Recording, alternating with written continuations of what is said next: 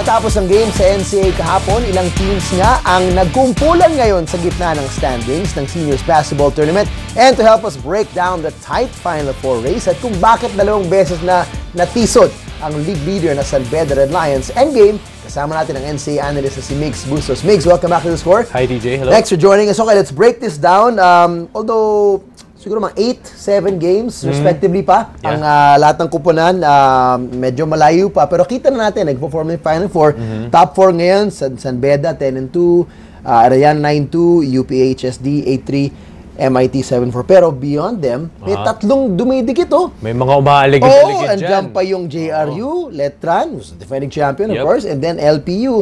Okay, so let's take a look at this from bottom up. No? Anong chances itong tatlong to? Look at Letran first, since they're defending champions. They're on a weird losing skid. Ano nangyari sa kanila? Well, siguro for Letran and LPU, they have similar situations. They're both at 5 and 6. Pero Letran kasi siguro, hindi ko rin ma-explain kasi they've all been playing well. They've all been playing as a unit. Reynan Batak is the best scorer right now. Nag-5-1 yan to start. Nag-5-1 to start. Pero siguro rin, it's not Letran's fault ultimately. Pero siguro rin talagang nag-beef up din yung ibang teams. Like JRU ngayon, they're on a 3-game winning streak, beating of San Beda. Diba? Yung mga teams like that, yung mga paangat din. So siguro kailangan din ng Letran talaga na medyo to up their game pa. And partly, siguro reality check siguro sa Letran na it's hard to adjust with life after Aldin Ayo and Mark Cruz. And maybe those 5 first wins, maybe a bunch of them were from the lower team. So, kumbaga, ito na talaga yung tibay ng competition nga para sa kanila. JRU right there at 5th spot, 6-5, 3-game winning streak naman sila. Interesting yung nangyayari sa kanila ngayon. Pakikwenta sa amin, ano nangyayari? Well, JRU to begin with, medyo underperforming. Nakakadismaya, to be honest. Kasi sila yung pinaka-kompletong team coming into season 92. Isa lang yung nawala sa kanila, si Dave Sanchez. Not really a big factor on their offense. They started off the first round in 4 and 5. So parang magtataka kung bakit. So, yun nga, siguro napakalaking bagay nung naging momentum nila na napalano nila against San Beda, and then they won against Letran, and then kahapon naman kontra Letran. So I think ito yung magiging tuloy-tuloy na for JRU. They're just gonna peak at the right time. Paakit pa lang yan. Talk about some of the key players who are doing it. Of course, Tate Chodoro was huge yesterday. Sabi nga ni Coach, iba talaga yung puso ng batang to. And you know, when you talk about making the playoffs, making the Final Four, those are the things that matter. I mean, stars will level out, pero sino may puso talaga to lead the team, that's what Letran did last year, di ba? So, ano yung meron sa GRU, what they're going for so far? As much as the other teams have skill, San Beda, of course, vamped up with skill. Devon Potts, Raj Tonko nag-i-improve na. Arellano, the bus liner, of course, Salado and Halalon. Pero I think with Tate Chodoro, it goes beyond more than skill. Yun na nga, yung pagka-clutch niya Hindi mo, I mean, she's the #1 clutch guy in the league right now. No explanations, just watch it through the game. So siguro tingin ko yun yung pinakamalaking factor for JRU kung ba't sila talaga umaangat ngayon. And with the games becoming more crucial and tighter, who knows, just give them a chance, delikado kayo sa JRU. Okay, Mapua naman, 7-4, they're in good pace, pero they know there are 3 teams right hot on their tail.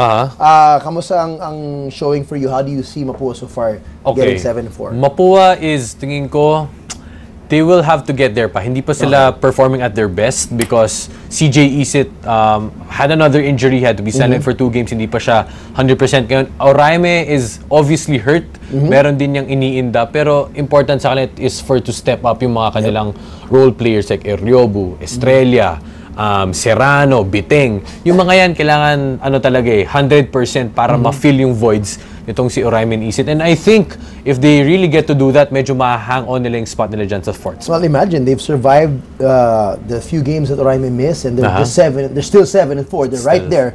Pero with how things are so competitive in that middle, napaka-interesting. The Altas at 8-3, did you see them this high No. at the start of the season? No. Very few, diba? So, this high. Anong magandang nagagawa nila? Kasi siguro yung Perpetual hindi mo talaga in-expect coming in na magaganito. Kasi nawala si Thompson. Hindi naman kilala masyado yung mga ibang players. Mga players sila. Si Bright Acueti lang. Pero they're the #1 defensive team.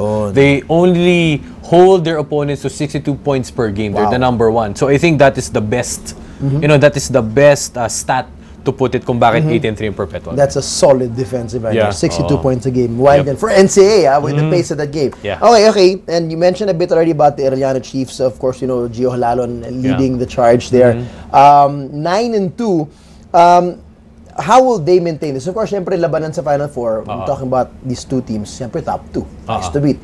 Ano naman yung chances nila to hold off the others from stealing the top 2 spot? What do they need to do? Mataas na mataas yung chances ng Arellano to come into yung top 2 spot. Kasi Halalon, Salado, and then marami silang mga key guys sa 2 and 3. You have Aguilar, Viloria, who else? Gumaru, and then meron kang Lervin Flores.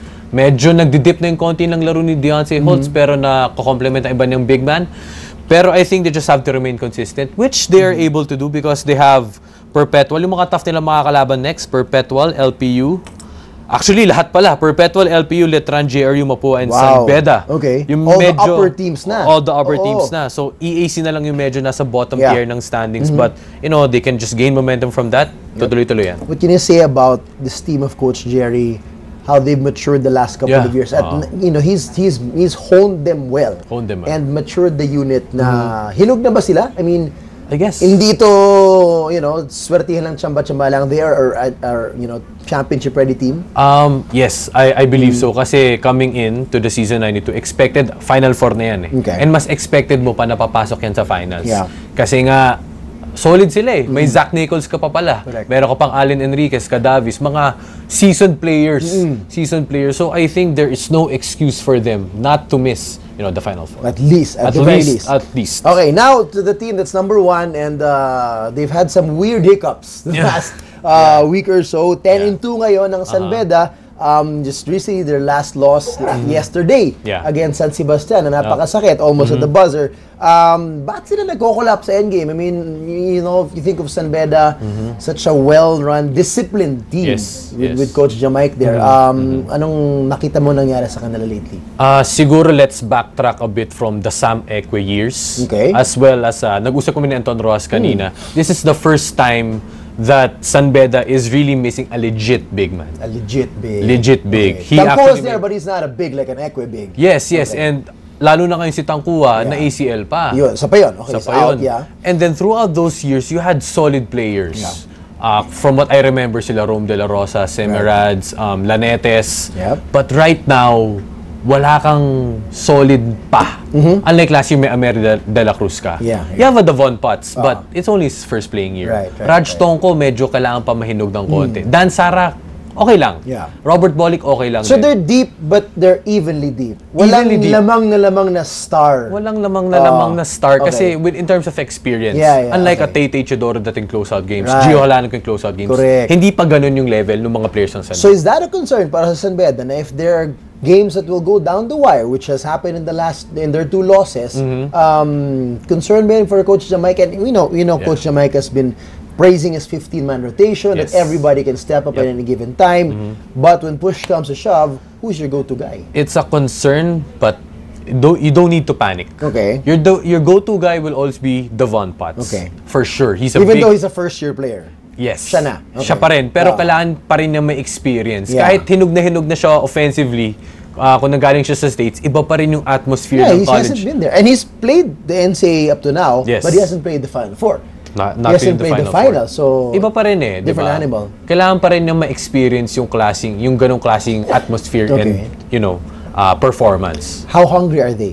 Kasi remember, they lost last year to Letran and you know how proud San Beda school is, the community. Factor ba yan para sa kanila to go all the way? Hungry, I think, hungry in terms of redemption. But yung pagkagutom, unlike Letran, what Letran faced last year, yung talagang, hindi redemption ng Letran last year, yung talagang gusto ko Ito siguro hindi pa natin nakikita. Yung pagkagutom ng San Beda. As intense as their 10 wins have been, you haven't seen that? We haven't seen it yet. In my opinion. Baka magalit sa akin mga taga San Beda. Kanya-kanya naman opinion. Kanya-kanya opinion yan. Pero makita natin. But it's a good problem to have. Yes. Because you've won 10 games, ibig sabihin may bubuga ka pa. Buti nga nakapuhunan sila with 10 games diba? So I think this will just be more motivation for them na okay, wala yung main big man natin, tara guys, let's just be hungry.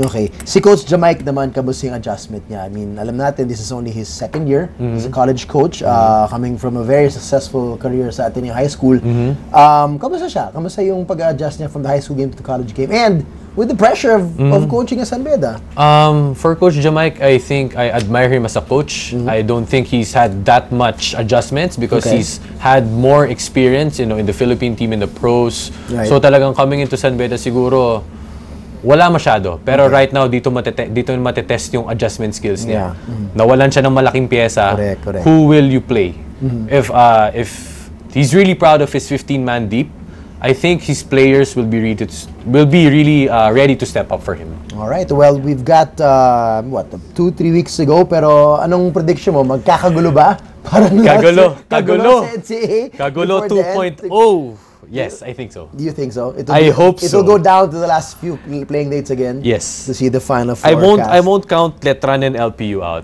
We have so much respect for them, especially the way they've been playing this year. Correct. It's a 7-team way going up to the final four. All the way. So wild. So lalong wag na wag yung malalampas ang NCAA games as we go down the wire. Migs, maraming salamat. Thank you, See you again next time.